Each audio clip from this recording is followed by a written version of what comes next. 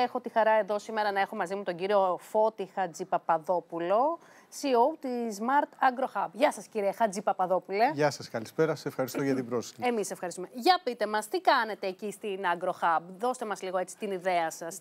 Το Smart Agro Hub είναι κέντρο ικανοτήτων στην ψηφιακή γεωργία. Και είναι μια σύμπραξη του Γεωπονικού Πανεπιστημίου Αθηνών με εταιρείες τεχνολογίας και του αγροδιατροφικού τομέα. Είναι πρώτη φορά που δημιουργήθηκε ένα τέτοιο σχήμα, εταιρικό σχήμα, με τη συνεργασία του Πανεπιστημίου και εταιριών στον χώρο της τεχνολογίας για τη γεωργία. Αυτό το οποίο κάνουμε είναι ψηφιακές υπηρεσίες για τον ευρύτερο αγροδιατροφικό τομέα, με εστίαση τους αγρότες, τους επαγγελματίες γεωπόνους, αλλά και τις επιχειρήσεις. Δηλαδή αυτές οι υπηρεσίες, δώστε μας λίγο να καταλάβουμε, πού τους βοηθάτε με αυτές τις ψηφιακές υπηρεσίες? Βοηθάμε με διάφορους τρόπους.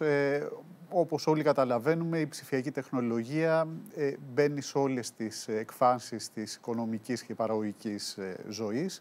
Έτσι και στο γεωργικό τομέα είναι εξαιρετικά σημαντική, ειδικά στον πρωτογενή τομέα, γιατί βελτιώνει τα περιθώρια κέρδους των αγροτών, αλλά μειώνει και το αποτύπωμα της γεωργίας στο περιβάλλον. Υπάρχουν ψηφιακά εργαλεία. Εδώ και πολλά χρόνια έχουν αρχίσει να αναπτύσσονται και η τεχνολογία οριμάζει συνέχεια. Η διείσδυση όμως στο γεωργικό τομέα είναι ακόμα χαμηλή. Η σύμπραξη αυτή λοιπόν δημιουργήθηκε με τη φιλοδοξία να διευκολύνει αυτή τη διείσδυση στην ελληνική αγορά. Για να το κάνουμε αυτό, φτιάχνουμε δικές μας τεχνολογίες, αλλά δεν αρκούμαστε μόνο σε αυτό.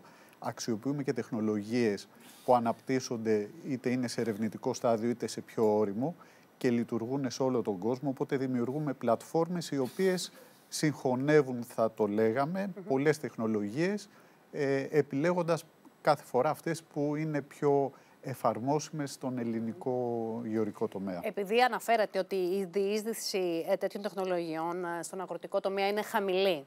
Και η αλήθεια είναι ότι επειδή οι αγρότες είναι άνθρωποι, απλοί άνθρωποι, εδώ πολλές φορές μπορεί ένας αγρότης να έλεγε εγώ καλλιεργώ βαμβάκι και του έλεγες βάλε καλαμπόκι, θα βγάλεις από το καλαμπόκι, σου έλεγε εγώ έχω μάθει να καλλιεργώ βαμβάκι. Πώς ανταποκρίνονται αυτοί οι άνθρωποι που είναι, εντάξει, οι περισσότεροι και από αυτούς, εντάξει, νέοι αγρότες βέβαια είναι και πιο εκπαιδευμένοι και πιο καλλιεργημένοι. Τώρα μιλάμε για μεγαλύτερης ηλικίας αγροτών. Ανταποκρίνονται ή είναι περισσότερο οι νέοι οι οποίοι λένε θα προχωρήσω με νέες τεχνολογίες, θα κάνω κάτι διαφορετικό. Και αν αυτοί τέλος πάντων που προτιμούν τέτοιες τεχνολογίες, τους βλέπετε ότι προχωρούν και καλύτερα. Κοιτάξτε, η εισαγωγή νέων τεχνολογιών σε ένα τέτοιο τομέα είναι ένα καινοτόμο στοιχείο, ένα στοιχείο καινοτομίας. Κάθε φορά σε όλους τους κλάδους υπάρχουν αυτοί που υιοθετούν πιο γρήγορα τις καινοτομίες και άλλοι που περιμένουν να οριμάσουν, να αποδείξουν την αξία τους και να μπουν μετά. Και οι δύο έχουν δίκιο. Ειδικά στο γεωργικό τομέα, αυτοί που είναι πιο σκεπτικιστές, μερικές φορές είναι για καλούς λόγους. Γιατί η αλήθεια είναι οι τεχνολογίες όταν είναι ακόμα ανώριμες μπορεί να κάνουν και περισσότερο κακό από ότι καλό. Πλέον όμως έχει οριμάσει το τεχνολογικό τοπίο σε αυτό το κλάδο στη γεωργία. Έχει αρχίσει η διείσδυση από αυτούς που είναι πιο πρόθυμοι να ασπαστούν ένα καινοτόμο στοιχείο και ξέρετε σε αυτό έχει βοηθήσει και το γεγονός ότι εκ των πραγμάτων τα περιθώρια στον αγροτικό τομέα, πανευρωπαϊκά όχι μόνο στην Ελλάδα, συρρυκνώνονται διαρκώς. Ο ανταγωνισμός ανεβαίνει. Οι προκλήσεις, άμα βάλουμε και την κλιματική κρίση, πολλαπλασιάζονται. Οπότε το να αξιοποιήσει κάποιος κάποιο εργαλείο που να κάνει πιο αποδοτική τη δουλειά του, για να του μείνει και μεγαλύτερο εισόδημα, κάποια στιγμή γίνεται αναγκαιότητα. Δεν είναι απλά πολυτέλεια. Το σίγουρο είναι ότι πρέπει να γίνονται βήματα σωστά. Ξέρετε, στο χωράφι, έτσι να το πω απλά, εκτός από τις εισρωές που λένε οι γεωπόνοι και οι αγρότες, τις συνηθισμένες, που είναι δηλαδή τα χημικά που πέφτουν στα χωράφια, τα καύσιμα που χρησιμοποιούνται για την ενέργεια, το φυτικό υλικό, όλα αυτά είναι οι αγροτικές εισρωές που λέμε. Υπάρχει μια πολύ σημαντική εισρωή, η οποία έχει, ας το πούμε, παραγνωριστεί τον τελευταίο καιρό, που είναι η γνώση.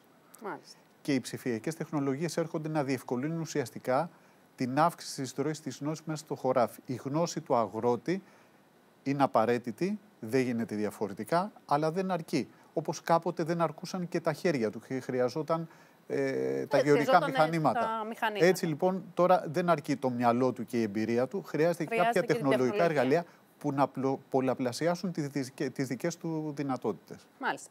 Λοιπόν, κύριε Χατζή Παπαδόπουλε, να σας ευχαριστήσω πάρα πολύ που ήσασταν εδώ κοντά μας, που μας παρουσιάσατε έτσι την ιδέα σας, το τι κάνετε εκεί.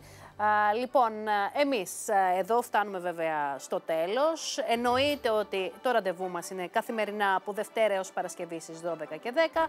Εννοείται ότι εδώ θα μαζέψουμε όλες τις λεπτομέρειες και την επόμενη εβδομάδα να σας παρουσιάσουμε στο OT Week. Παραμένετε στο Mega News από εμένα και όλη την ομάδα του Οικονομικού Ταχυδρόμου. Γεια σας.